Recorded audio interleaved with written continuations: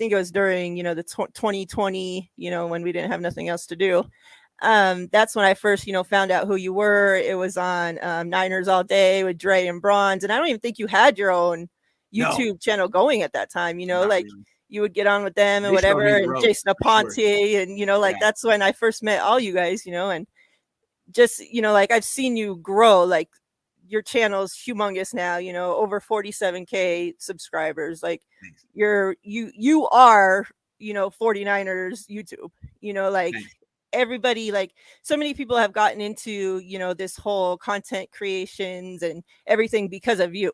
Like you have opened the path and like are leading the way, I feel like, for the rest of us, and you've, gotten so many people's, like career, like, I wouldn't say started, but at least gave them a boost and helped them, Absolutely. Like get to where they are now. And, and I think that, like, of course you get like so much hate on Twitter and stuff, like, and I try to tell people like Grant, the person, is so much different than the troll Twitter Grant, and so much different from the YouTube person Grant, like the actual person Grant. Like if you would just like, got to know the person Grant, like you would understand like why I ride so hard for you and stick up for you all the time. And like, because like, like it's such night and day difference, right? Like, like you could be such a jerk on Twitter and stuff. I think that's what people see, and that's what people, so that's what they think of. Like, oh, Grant's just an asshole. I'm just gonna. No, I play one on television. Yeah, that's it. Like that's what I try to tell you. Like that's his job. Like just like an actor going to work, just like a whatever. It's like a drag freaking queen going to work, like they had to put in all turn into from a guy to a girl, all this makeup, all this, to put on a show of somebody that they aren't, like. And it's like, I could tweet about all the nice things I think about the 49ers, but where's the fun in that, Mariah? Yeah. Where's the fun in that? Exactly. That's not what Twitter's for. So like, everything that you've been through and all that, like if you were to give like one thing of advice, like to everybody that's, getting into content creating, or people that maybe have, had their channels for a couple years and it just, like isn't growing how they thought, or, whatever it is, like what would be your thing, like, like to tell us? Okay. I love this question. Okay. I feel like what I've done the last couple of years is I found a format that works for me really well. And I've told everyone like how to do it, like how to copy exactly what not copy, but how to do it. And like, I don't see anyone else necessarily making big bucks yet. And what I think what you really have to do is it's about you. It's about your personality.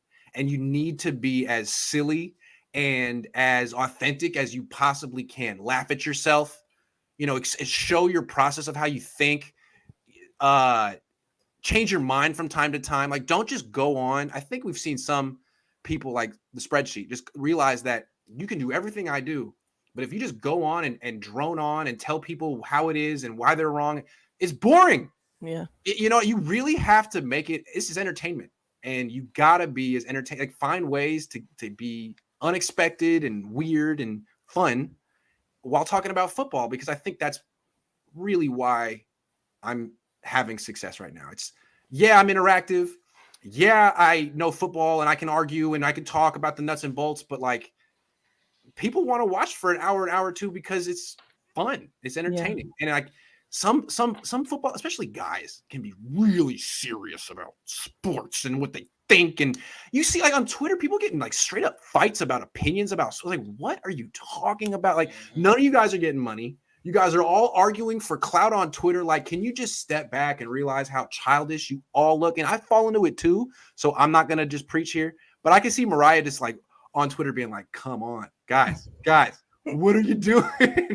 This is like, you're like clicking up and getting into like real beefs over, like setting the narrative about a team that you cover. Like that's hella dumb. Yeah. I agree. Make some paper. Yeah. Get that paper. That's what you need to do. You don't need to be fighting with this dude about whether it's a good off season or not. Just keep him pushing and get some paper. Yeah, you're absolutely right. I've seen people challenge each other to fist fights and why don't you meet me here. 427, bro. It's like, come on, dude. Like you're arguing over care less about you. Yeah, come on. Like you're really gonna have a fist fight because you think that Trey's better than Jimmy? Like it's just so ridiculous, man. It's comical though. Yes. And I think the fact that people get that worked up on Twitter is why I tweet the way I do. It's like, you guys want to get mad? I got you. I got you. Yeah, I mean, and what you do is like, it's genius, you know, like, and that's the thing, you know, like I've seen, you know, people try to copy, you know, exactly what you do, but you know, the opposite of you, I guess. And it not work out too well, you know, and I think that, I don't know, like you're just different. And I think that's what it is. It's entertainment, you know, like, and you're knowledgeable, like, you know what you're talking about. And that's what people don't understand. Oh, he doesn't know shit. He just tweets, you know, a bunch of bullshit. It's like, no, he knows football. Like he can break down film. Like the guy knows football. He's just tweeting, you know, stupid shit to get, you know, to get your freaking reaction. That's it. Also, I think there's a novelty in a beat writer being so critical of the team. Like you never see it. And I think just the fact that I'm the one guy who's willing to do it, people that even hate me, they're like, listen to this motherfucker. Like, did he just fucking say that? Like, you can't say that. Like, yes, I can. And that's why you're watching. It's like, even if you don't like me, it's like, oh, I can't believe he said that. And I think there's something entertaining. Like you people hate watch me. I think players on the team hate watch me. Yeah. So that's why, like, hey, if you just say a bunch of nice stuff about the team, you will get hella followers on Twitter. You will get. Did you really? I mean, what have you really accomplished though? You know what I'm saying? But I don't know. Teach their own. I'm just saying. Teach their own. Yeah. Do it however you want to do it. You don't have to do it like me. That's what I'm trying to say. Yeah. Do it however it works for you. Do it however it works for you. Yeah. And I think, you know, it's, you know, since the Jimmy Ward interview on your channel and, you know, him dropping the F-bombs and everything. And, you know, you like, can do that. Oh, okay. Yeah. At that point, then you got so much, you know, like you loosened up yourself. I thought it was against the rules. Yeah. I was like, oh, okay. Jimmy's allowed to do it. I can do it. And I think that's why, you know, like, because so many other channels, like, you know, like we'll have people on and they're like, is it okay if we cuss? I'm like, I don't give a shit. Like, this is my own channel. Like, what are they going to do to me? You know, like, I don't care. I don't have a boss, you know, I don't have somebody that's going to spank your ass for cussing on here. You know, it's like, I don't give a shit, you know, and I think that's why people like, you know, like watching you too, because it's like, oh, okay, well, he doesn't care. Like, he's going to say what he wants to say, you know, and that's what we like, you know, like you keep it real on there and, you know, like it's appreciated. Like, let me just say, like, this has been my one business, my one like whole strategy since I've been 23. I got the job on the beat, and I immediately noticed that look, I knew all these beat writers, and I respect them. I know them. I still respect them. I always respect them. But I just happened to notice that they're all very similar. Their content is very similar. The way they approach the team, their perspective, all of them, and that's cool. But it seemed like that created a lane for me. Like, oh, I'll be different. I'll just be different. You know, like you guys are here to see it from the Niners perspective. I won't. And I don't know. It's worked for me so far. Maybe it doesn't work for other people. It worked for my dad. It worked for me. It's a tough. I think I'd probably have far more. Like, I don't have that many followers on Twitter for a beat writer, right? I mean, Mayoko has like 130,000. Lombardi has he's double me. So in a way, I think it's kind of hard to do what I do and get a foothold. Like, honestly, I could have all the success in the world on YouTube. NBC's never going to hire me. The Athletic's never going to hire me. It's never going to happen, which is funny. It's kind of funny. Like, who cares though? Oh, well. Yeah. I mean, at the end of the day, I think you're better off, you know? Like, absolutely. I don't want an editor. I don't want someone telling me what I can and can't say and what's good for their brand. Like, screw your brand. Hey, Grant, before you go, I just want to tell you that I appreciate you coming on here. I know you're a busy man. Got a lot of people probably asking you to be on their show. So thank you for your time on that. And the reason why I say I like you is because, like, you keep it real. And there's not a lot of people who do that. You know, I feel like you say stuff that's prior to what people are talking about now. So, like, you know, you'll say something like in January, people were up in arms. Oh, I can't believe Grant just said that. Grant said that. And now it's April. And it's like, well, is there a possibility that can happen? But nobody wants to give you the credit for saying it first. So I want to give you the props for that. And I think for the most part, a lot of, I wouldn't say everybody, but I say a big portion of this fan base like to have their ears tickled as far as their team. They want to hear the good stuff. They want to hear, oh, we're going to win a Super Bowl, when we look at reality and say, oh, there's a possibility that we might not win a Super Bowl because the team has not gotten better. So I think when you say stuff like that, when you tell the truth and you speak your mind, a lot of fans don't like that. They want optimism all the time. They want positivity all the time, when that's not life. Life is looking at positives and giving, what's the word for it? Like constructive criticism. You know what I'm saying? And when you give constructive criticism, a lot of people can't handle that, and they think you're a hater. Oh, you don't know what you're talking about, stuff like that. So that's why I appreciate you, man. Thank you. What I can't stand about certain sports writers, I'm not saying anyone by name, but there's like, my dad wrote a book a couple of years ago. He called it the press box tough guy. And it's not just in the press box, but it's like in the fan base too. Like you'll be in the press box, you'll be having these private conversations with people who have a platform, and they're like, what the fuck are the Niners? What are they fucking thinking? This is so fucking, and it's like, so unfiltered. It's like, oh wow, you're gonna go write that, right? You're gonna say that, right? On air. But on air, there's no opinion. Or if there's an opinion, I see it from the Niners perspective. It's like, dude, what happened to all that shit you were just saying right now? Yeah. And it's like fans too. Like I talk to a lot of fans on the phone, or I have my own like relationship with people I've met through this stuff. Like a lot of people are very unfiltered, and they'll have things that they say, and then they go on their show or whatever. All of a sudden, it's like, where the hell was that stuff you were talking about? And that's all I'm talking about. Be true to yourself. Yeah. If you feel something, hey, have the courage to say it. And if people get mad at you, good. Do you know how many days of the year people are really freaking mad at me? Like, it's okay. There's always tomorrow, and it doesn't ruin your day. In fact, a lot of the times it's quite amusing. So, yeah, that's something that we've talked about a lot. Is that like I'll say whatever the hell I want. I don't care if you're not gonna want to subscribe or like it or whatever. Then you don't. Like I'm not gonna come on here and pretend to be somebody that I'm not, or say something that I'm not feeling. Like if I think we should trade Debo, I'm gonna get on here and say we should trade Debo.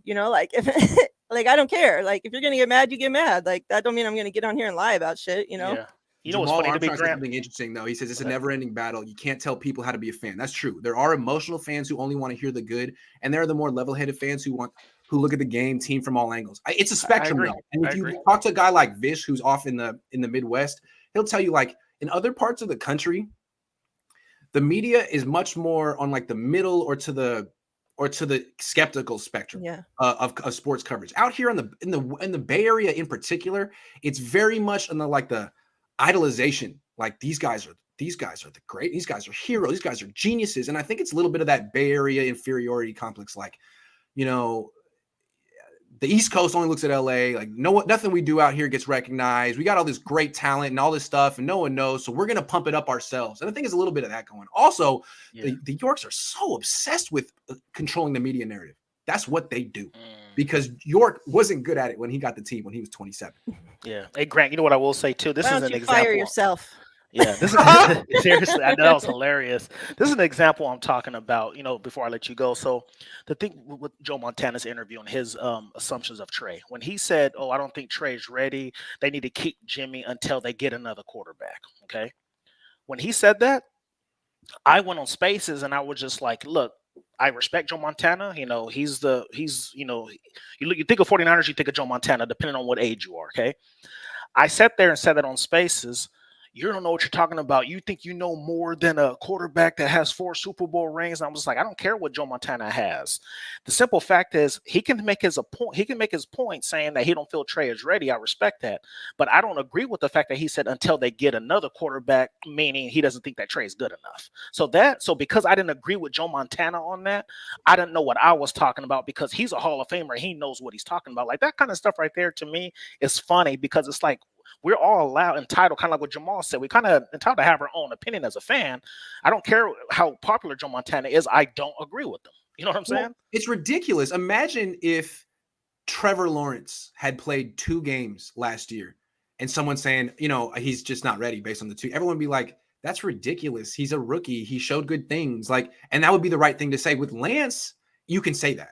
It's always the black athlete quarterback that you can say that about. Oh, he doesn't know how to play quarterback. I saw 10 snaps. He's an athlete trying to play the position. Trevor Lawrence is playing it the right way. He's just a rookie. Like, dude, It's the same. They're both rookies. Like, Lance showed enough in his 2 starts to be encouraged that he's a rookie who can improve and be good. Absolutely. I don't understand people who can say, "No, I've seen enough. I have seen enough." Like, no, you freaking haven't. Shut up. Yeah. Shut up. Sorry. Anyway. I think from what we've seen with Lance in the Texans game, that he looked better than freaking what's his nuts on the Jets and Trevor Lawrence and like. I did this. It took 10 minutes. Go to the Texans on the Pro Football Reference. Look at every one of their box scores this year. Look at the quarterback rating of the opposing quarterback and just see where Trey Lance stacks up against every single quarterback that played against that team. Hint, I think only 3 quarterbacks had a higher quarterback rating than him. I think it was Matthew Stafford, Kyler Murray, and maybe Carson Wentz. And then it was Trey Lance. And guys like Justin Herbert, not as good. A lot of good quarterbacks, not as good. So, I mean, I'm not saying that means he's going to be a great quarterback, but for a rookie, he showed enough in 2 starts for you to be encouraged and to say, okay, let's give him his chance now. Let's let him actually freaking play like every other young quarterback. Come on. What does he have to do to get on the field? Does he have to do like 8 backflips in a row before? What does a guy have to do in practice before they say he's ready? He'll be ready when he gets some playing time and he gets his feet underneath him. Then he'll be ready. I agree. All right, Grant. I appreciate you so much for giving us your time, for all you do. I'll talk to you soon. I'll meet see you when in you come Vegas, out in man. Vegas. Yep. See you in Vegas. I'll be there Thursday and Friday. Oh, I'll be there. I'll definitely see you guys. I said I was going to go NPR voice the whole time, but I got excited. Next time, I will keep it down. This was fun.